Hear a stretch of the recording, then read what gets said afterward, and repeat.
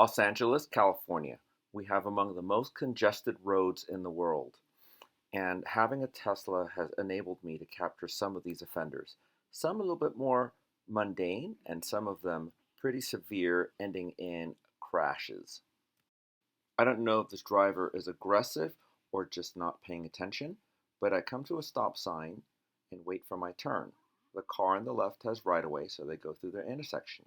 As soon as they go through, I know it's my turn, but the driver behind them decides that it's their turn as well and blows right through, leaving me quite puzzled. Every city has these, and I'm just talking about people who blow through stop signs. So here's a perfect example of another driver of a Tesla going right through the stop sign without slowing down. I guess those are just suggestions, especially through a neighborhood, right? Whenever I see people cut in line in their cars, it makes me wonder if these same people would do the same thing at the supermarket checkout aisle. Because essentially that's what these people are doing, right? In the case of the silver Mazda driver, that's what they're doing, is that they've cut in line in front of the black Tesla driver who's been patiently waiting, knowing that there's a backup of cars on the other side of the intersection. And so now the Mazda driver has crossed the intersection and is backed up behind the cars on the other side and effectively creating gridlock. So as you can see now, the Mazda driver is sticking out in the intersection, blocking the crosswalk and also blocking traffic going straight across the intersection. Great job. There's an old joke. What's the difference between a porcupine and a BMW? Well, the porcupine has the pricks on the outside. And here's a perfect example of a BMW driver who fails to see anything outside of their immediate world by cutting me right off.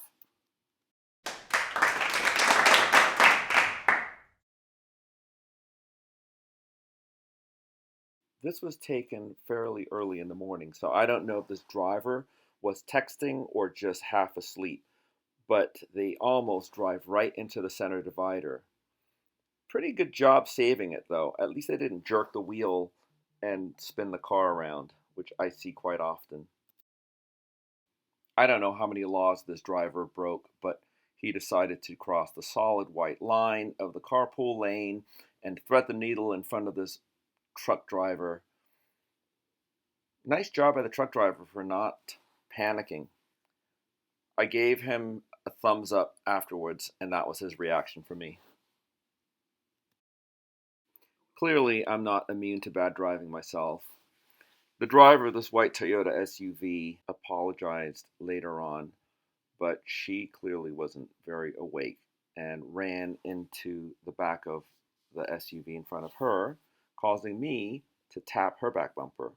But no harm, no foul, no real damage involved here, and we just went on our merry way. So this black SUV cut me off coming out of a 7-Eleven. I didn't really gesture or get angry or honk or anything. I just let them go. I just come back from vacation. But when they came to this intersection, almost to a complete stop, I thought they were dropping a passenger off or something. Apparently they weren't too happy that I went around them and gestured out the window. So this is the part that gets weird because they flipped me off even though I never reacted to them cutting me off.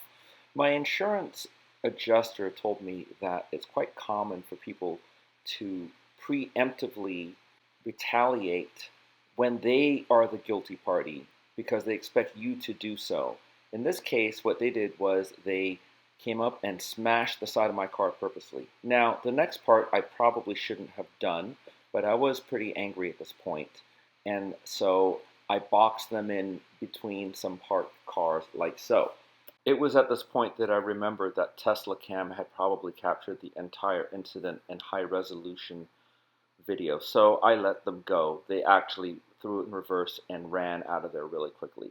I turned this footage to my insurance company, and within 24 hours I received an email from them stating that I was 100% not at fault and that they would pursue the other party's insurance company for the damages as well as my deductible. I took the car to a certified Tesla body shop, and it took them about 14 days to order a new fender for me. And once it arrived, it took them another 7 days to get the car repaired. But the car is back to normal now. It runs and looks brand new.